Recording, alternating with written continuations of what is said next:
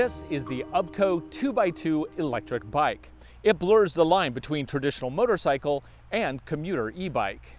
On one hand, it has a cool historic vibe, like a modern interpretation of a World War II motorcycle. On the other hand, it's a thoroughly modern all-wheel drive electric, with two 1 kilowatt electric hub motors, a 3.1 kilowatt hour battery, and an all-electric range of up to 75 miles. The model we have here is the basic work bike. As you see it, you're looking at $4,999 US. And this one is pretty well equipped with handguards, off-road tires, a big battery, charger, an LED headlight, hydraulic brakes, and adjustable suspension. Top speed is limited to 30 miles an hour.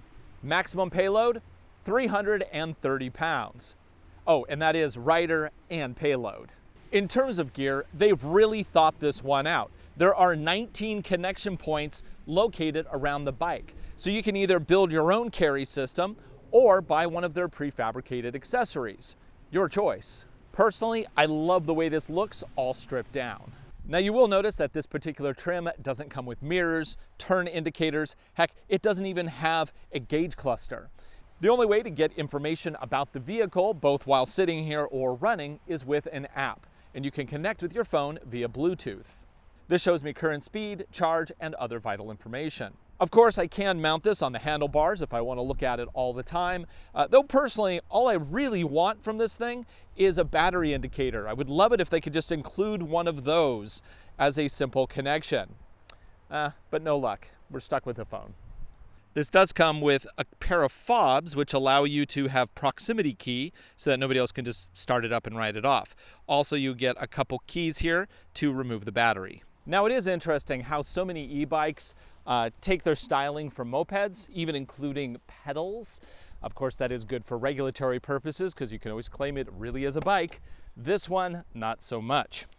I do love how they really leaned into the motorcycle aesthetic with this one, even including a hand throttle instead of a thumb throttle, which most e-bikes have thumb throttles. I do like how I can strap things to the front. The front fender is great to keep mud off of me because obviously these are like mud terrain tires. They're gonna fling a lot. I also have adjustable suspension here. I can go anything from soft to hard on the load. And I can also adjust rebound, fast or slow. I can also adjust that in the back, which is neat. Oh look, it's got a horn. So right off the bat, we're gonna see one of the peculiar effects of having an all-wheel drive bike, which has half of the power to the front and half to the back. Yep, that's right, it's a front wheel burnout machine, which, you know, you may like or you may not.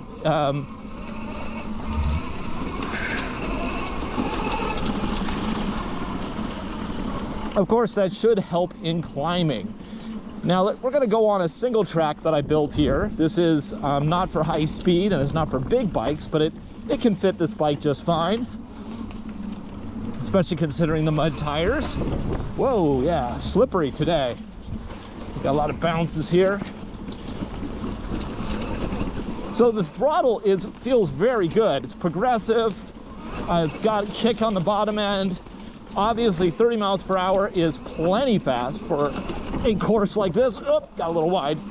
And that's actually, that right there is a great example of why smaller e-bikes are fun to ride. Is they're light enough that if you do kind of get into some problems, you can easily put your foot down and lift yourself up.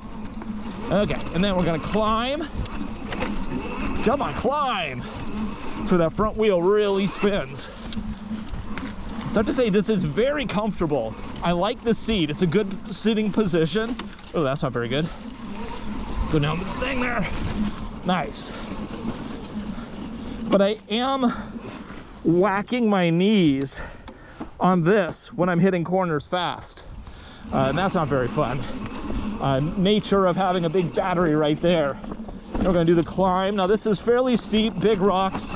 Gotta put my foot down, but that front wheel is really pulling me up. That's kind of nice.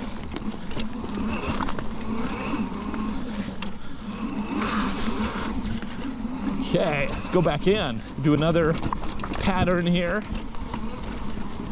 So the suspension is adjustable. I am currently riding in the standard configuration as it comes from the factory.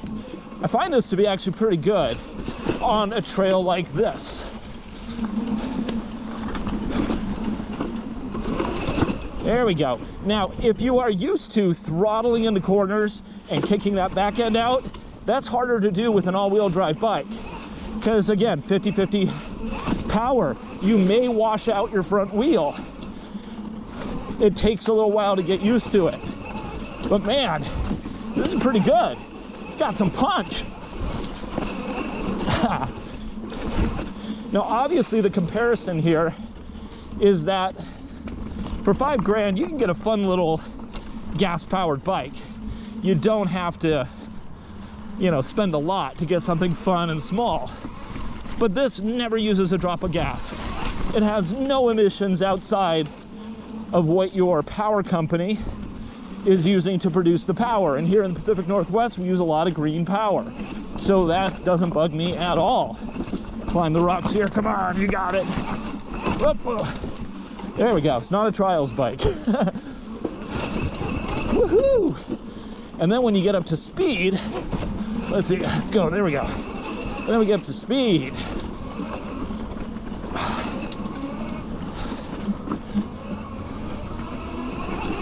Yeah, there we go. Thing hauls. Of course, different states have different rules with motorbikes. This looking so much like a motorcycle, even if you are legally okay to ride it, you might find yourself convincing a police officer that it's okay. That is really where the e-bikes that have the pedals are really useful, in that they look like they're bicycles. And if you keep it in class 2, which is the low speed, you'll do fine. Nobody's going to pull you over. This one, if I rode this out onto the highway, yeah, I get pulled over immediately. Also because it only does 30 miles per hour, which our highways around here are at least 45. So I'd be on the shoulder.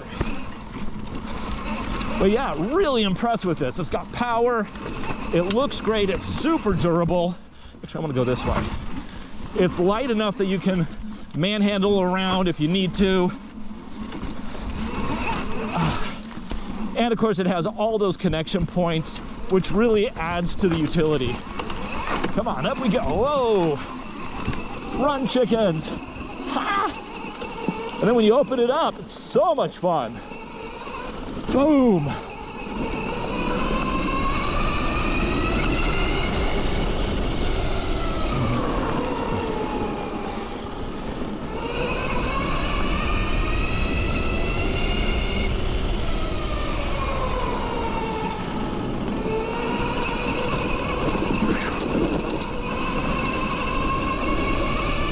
Okay, I'm loving this thing. This is fun.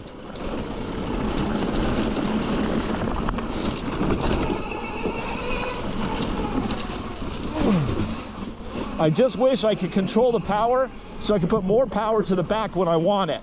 That would be perfect.